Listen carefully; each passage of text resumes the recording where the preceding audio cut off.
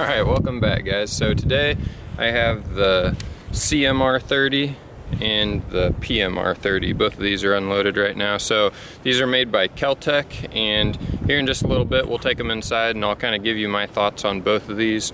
But first let's do a little bit more shooting. Alright, we'll start with the PMR30.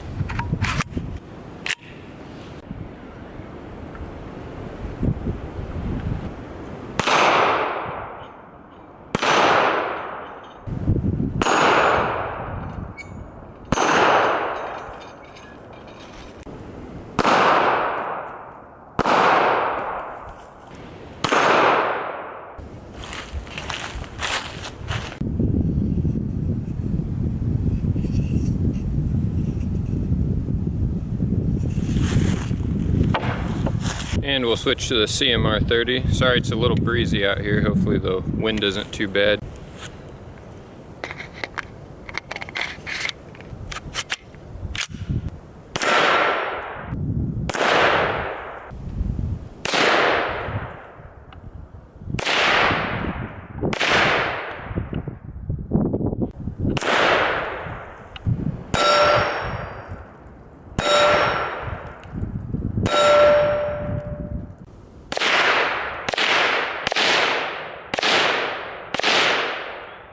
Oh, what the heck?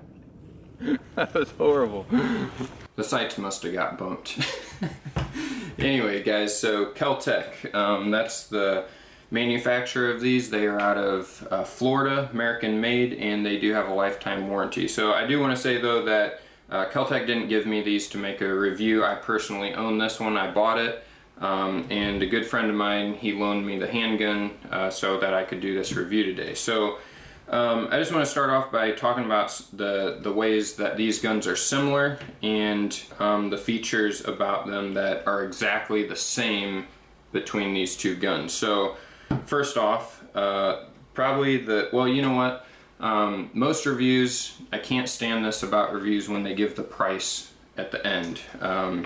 So I'm just gonna let you know right off the bat, I bought this for around $450, and like I said, this is my friend's, but you can find these for around $400, a little less, depending on where you buy them. So get that out of the way. Probably the biggest thing, you know, Kel-Tec is known for creating and designing guns that are sort of thinking outside the box. They kind of have some weird designs. And to some degree, these two aren't an exception to that rule.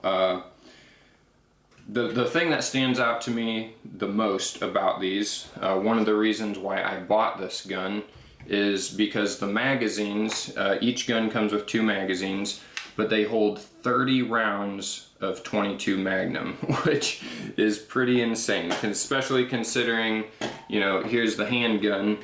This magazine goes in and fits flush, doesn't stick out, the gun isn't super wide and bulky. They packed a ton of rounds into a pretty small package here. So to me that stood out the most. Both of these guns are unloaded, by the way.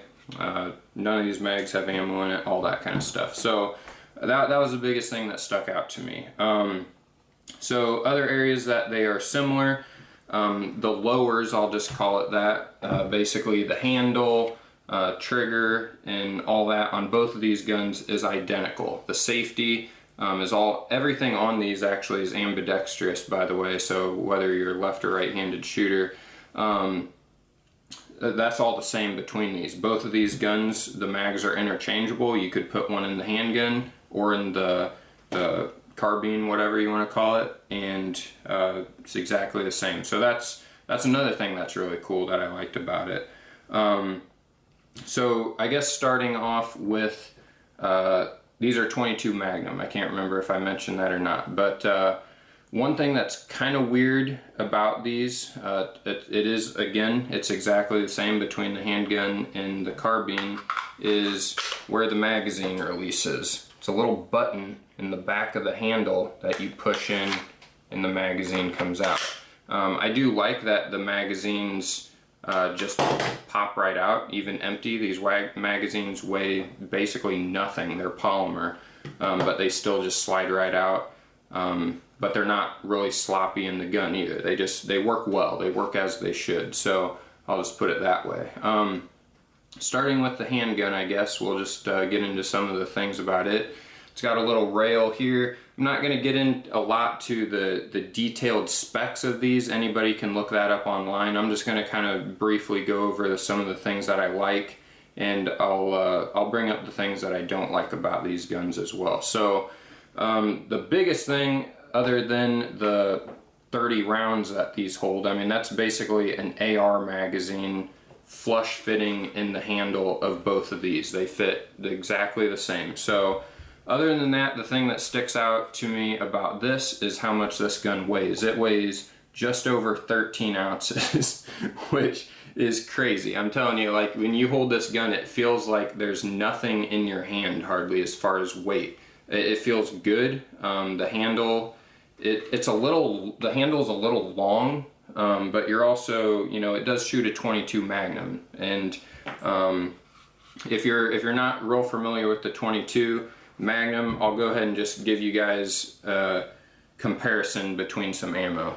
Okay, so in case you didn't know, just to give you a visual, this one right here is a 22 LR, probably the most common round ever. This is the 22 Magnum, which is what these two guns shoot, and this is a 5.56. So the 22 shoots at around 1,200 feet per second, roughly. 22 Magnum is around 800, and the 5.56 is around 3,200 feet per second. Okay, and again, so just how much this gun weighs is crazy. Even with the magazine full, it's still just over 19 ounces. So I guess I should mention, with it being 22 Magnum, the recoil is basically nothing on this, even with how light it weighs. So that is something to keep in mind for sure shooters who want manageable recoil.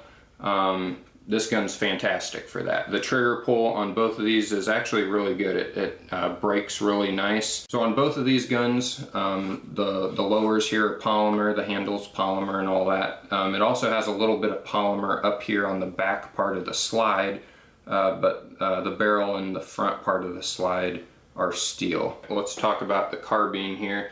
I also should mention, with both, what you get with both of these is you get 2 magazines, which is pretty cool.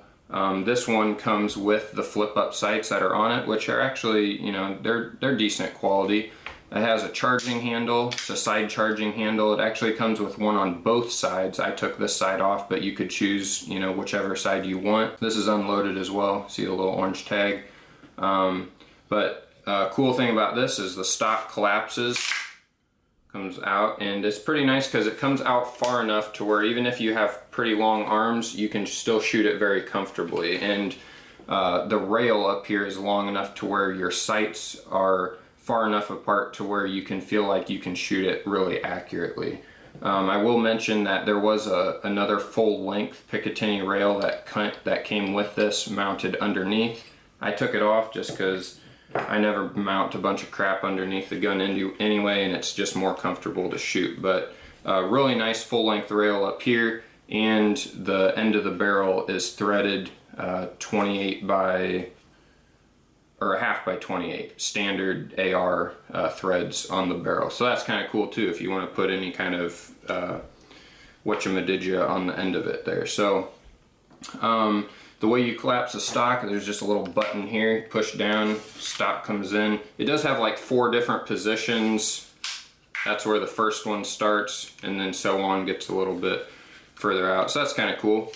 But yep, as far as takedown, if you want to clean these guns, there's just one pin right there. You just pop that out. I'm not going to do it because it's super simple, but you just pull that pin out. On both of these guns, it's exactly the same.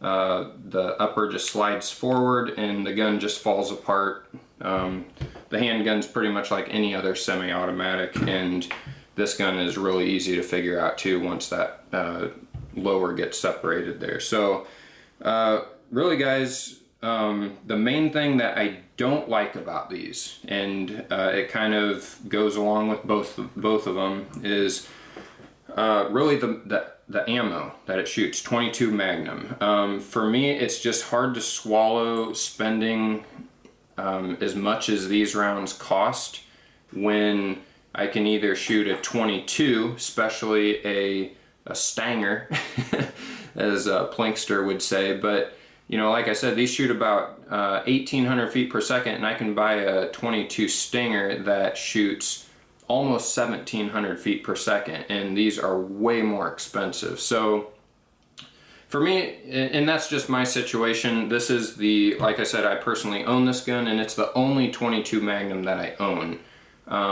which, you know, to some degree, I try to consolidate the guns that I own and what type of ammo they shoot. So with this being the only one that shoots 22 Magnum, that's kind of a turn-off for me, even though I still bought it. But anyway, so I'm not a picky shooter in the fact that if guns kind of have like weird quirks to them, because to be honest, like this gun, I wouldn't really do anything with this gun other than take it to the range and just have some fun with it. I guess I know people who, you know, hunt coyotes with 22 Magnums and whatnot, which is fine. I guess, you know, you could think of this, since it does collapse, it's, you know, folds up into a pretty small gun. You could backpack with it since it is really light as well. And again, it holds 30 rounds per magazine, which is pretty awesome. So if you're thinking of like a bug out gun or something like that, that's kind of, I guess it could fit into that category or whatever. But for me personally, I'm just not a fan of the 22 Magnum, because for just a little bit more, I could also just go with the 5.56, which shoots, you know, way faster than a 22 Magnum. So anyway, guys, that's the biggest complaint I have about them. They shoot fine. They actually shoot really accurately. Like I said, the trigger's not too bad. And I'm not a picky shooter. I feel like if you pick a gun up, unless it's got something that just really stands out as like, oh, this is horrible, I kind of feel like you should be shooting behind that gun enough anyway, especially if you're going to carry it, to where you are comfortable with whatever kind of quirks that gun has. So I don't really care about things like the detach, the mag release being down here. If you've shot the gun enough to where you know where that's where it is and you're comfortable with it, who cares?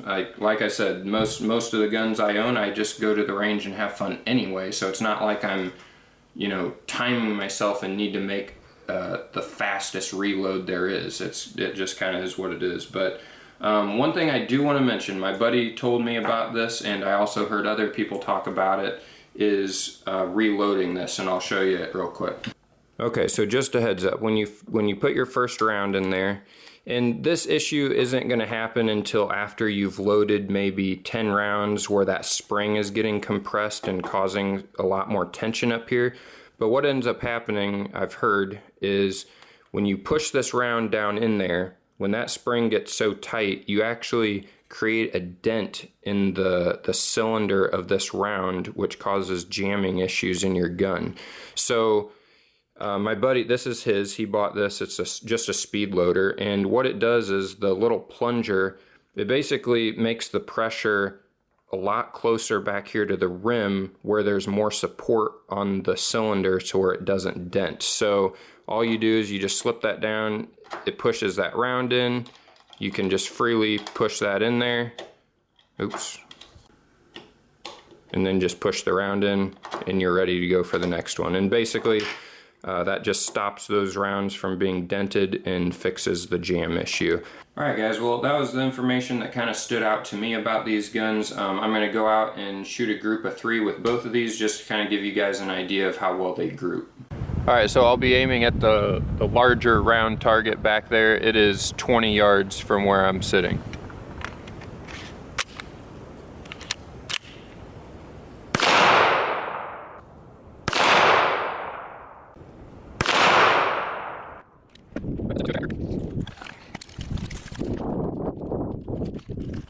So probably 3 inches away from each other. Go ahead and clear for our next group. Shooting the same target right there, but we move back another 20 yards. So 40-yard shot.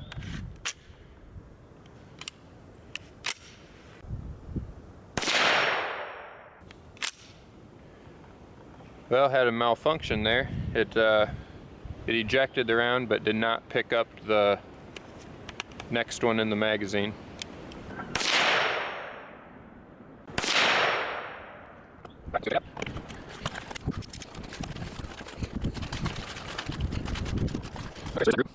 I know I didn't miss, so all three were, I mean, within an inch. I'm actually really happy about that. That's a pretty tight group.